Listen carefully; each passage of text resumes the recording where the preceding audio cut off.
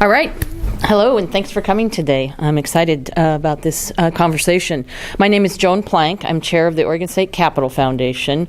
We partner with Visitor Services to do these kind of speaker series. About 3 or 4 a year, probably, that we do. And the purpose of the Oregon State Capitol Foundation is to enhance the beauty and dignity of the Capitol, our building here, and to connect people with government about how laws are made and the history and that sort of thing. So today we feature Kerani Mitchell presenting Where Are You From? Exploring What Makes Us Oregonians. It's part of the Oregon Humanities Conversation Project, aimed at bringing us together to discuss diverse experiences of belonging here in Oregon. Challenging stereotypical visions of what it means to be an Oregonian, Ms. Mitchell will ask us to consider how being an Oregonian or part of the community looks different for all of us. Our presenter was adopted from India as an infant and raised in small rural towns in Oregon, where she was constantly questioned about her citizenship and right to belong. These experiences followed her into adulthood and inspired her to learn more about the world. After obtaining a BA in International Studies from Seattle University, Mitchell returned I'm reading from a script, you can tell, returned home to Central Oregon, where she aims to promote a culture of inclusion. She's a founding board member of Bend International School and a staff member at Groundswell Fund and a parent. Welcome, Kerani Mitchell, and she'll give you a little more background about her experiences. Thanks. Thanks for having me. Oh, thank you. No applause is needed. I appreciate it. It's an honor to be here, and to be quite frank, I have not been here since elementary school. I think when we did a tour on like 4th grade when it was Oregon Trail time. So it's exciting to be back here in this context to talk about an issue so close to my heart that definitely affects me and all of us every day. For those unfamiliar with the Oregon Humanities Conversation Project, the program is designed to allow community members to come together and have reflective conversations around issues pertinent and relevant to the communities we live in. There's a catalog of 60 different topics. This one is exploring what makes us Oregonians, or members of our Oregon community. And my hope today is that you feel comfortable sharing as much as you want together, and we can have a fruitful discussion and grow. Before we begin, I'd love for you to go around and share your name, your pronoun, and where you're from. And then, because we have a fairly small group today, my hope is, because you two work together, my hope is maybe we could flip. Maybe you all work together.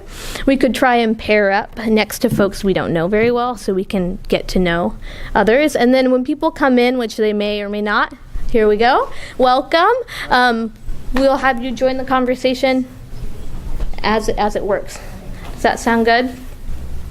And then, do you mind if I move right here so I can? Is that okay? So today our agenda is, we did the introductions. I'm just going to go over kind of what we're going to do. We're going to do the intros, and we have some expectations. And because it's not up there, I'm going to read this. I'll read these for you. So acknowledge why we're here. The goal is to create an environment where we can explore our identities across difference and foster dialogue. Listen to and share respectfully with other participants, and share the stage with others. I know we have a smaller group, but sometimes some people might talk more or talk less, and I'd love for us all to feel comfortable to participate. Help foster a safer space for everyone to feel comfortable to share, question, and listen. And I use the word safer intentionally, knowing that a safe space for everyone is possibly impossible to create. There we go. So we can turn here if you are more of a visual learner. But please let me know how I can make this safe for you to participate. And then honor the privacy of the participants and confidentiality of the conversation we share. Critique ideas, not people. Avoid interrupting each other. And use respectful terminology and language. And if we're unsure of a word, that's totally okay. We'll learn together and we can refresh our vocabulary. Take risks, ask questions, hopefully be brave. And then does anyone in the room have anything they'd like to add in order to be a participant? Yes? I just want to make sure that people are aware that this is being streamed. Yes, thank you. I spoke to these folks earlier. So we are being streamed, and if we would love for you to share some of your thoughts. What we're going to do is I'm going to give you a little facts about Oregon, and then we're going to break into small groups and talk and come back together. And when we come back together as a larger group, as large as we are, if you're comfortable sharing in the mic for the streaming audience, that'd be great, but it's not a prerequisite for Right, so if we're talking, back here or just to each other, it's not likely the mics are going to pick us up. So, but when the mics are picking us up, it's being broadcast. Yeah, thank you, Jill. Yeah. I appreciate that clarification. Does anyone else have anything they'd like to add? All right, wonderful. Let me change the setting on here. So I keep getting this. Is it okay if I put okay? Oh, yes. Okay. I didn't. Okay. So before we begin, though, let's do an introduction or a small group. Your name, pronoun, and where you're from, however you would like to answer that. It could be where you're born, where you live, where you grew up, a place you call home. So I'll start.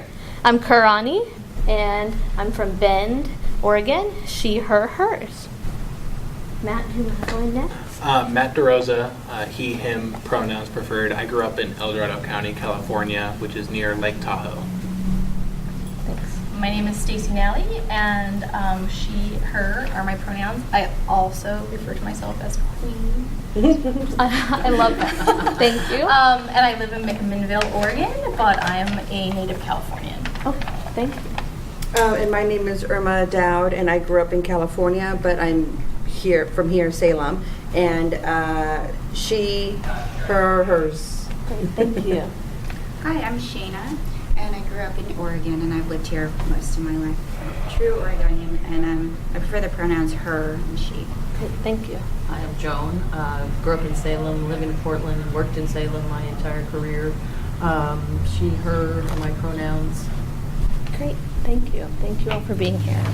So, as you heard in my bio, part of the reason I had the idea for this particular conversation is because folks often ask me, where are you from? Or I get comments such as, you speak great English, or where are you really from? When I tell folks I'm from Bend or Central Oregon, having been adopted as an infant, my home really is Oregon. There's no other answer for that. And then for folks like my son, who may look like he wasn't born here, he's definitely from here. So I like to remind people that diversity is part of what makes our community, and that was the catalyst behind this conversation program.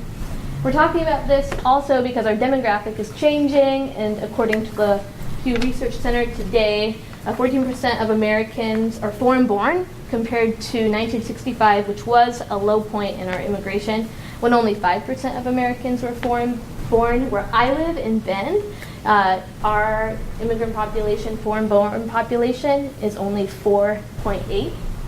And even though by appearance, Oregon may look to be an all-white state, it's truly not.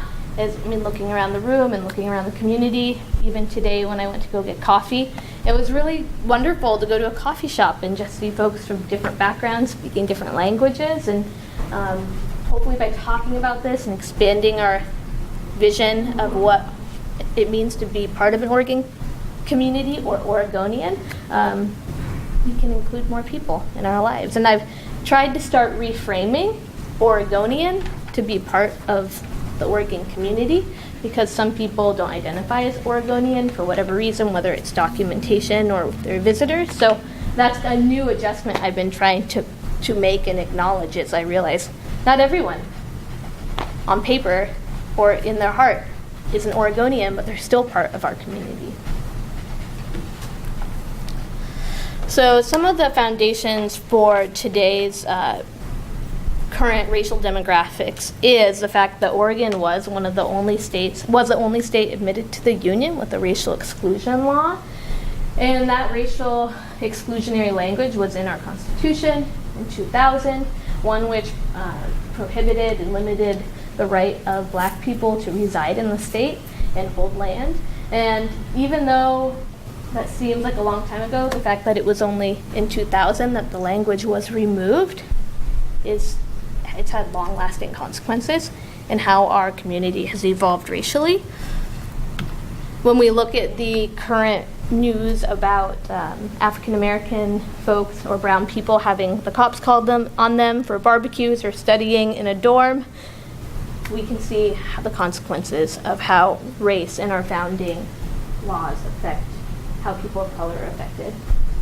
In addition, today, in 2015, our racial demographics, we were about 75% Caucasian identifying folks and about 2% Native and African American, about 12% Hispanic, Latino community members, and then 4% Pacific Islander and 4% mixed race. And as we continue to evolve, we'll see, and depending on the communities we live in, those numbers vary. The more rural we are, the higher Caucasian population generally, and the lower number of people of color, but that's for our state. And so we just went around and we shared where we're from in a circle, and my goal is that you'll pair up with someone you don't know as well in the room and share how long you've lived in Oregon and what brought you here or keeps you here. Ultimately, the goal of identifying why am I here and what makes me stay. And then we'll discuss how our identity shapes our experiences as an Oregonian. For me, for example, or Oregon community member. For me, for example, me as a short brown woman in often very white majority spaces, my interactions with the community members, whether it's storefront clerks or sometimes the police officers or border patrol, is very different than my partner, who's a 6'2" white guy who's a climbing guy with a beard. He looks very Oregonian. So it's trying to challenge that stereotypical vision of umbrellas and maybe tall bearded white men in plaid or flannel, right? To define our definition of what it means to be an Oregonian. So I do want to add the caveat that I want you to feel comfortable, and your identity can include race, orientation, gender, age, place of birth, etc. But don't feel compelled to share anything you aren't comfortable with, but maybe something that is kind of a dominant feature about how you identify and interact with the world around you. So maybe we'll take about 5 minutes to share that with each other, 5 to 7 minutes. You have 2 to 3 minutes each. Does that sound good? Okay, wonderful, thank you.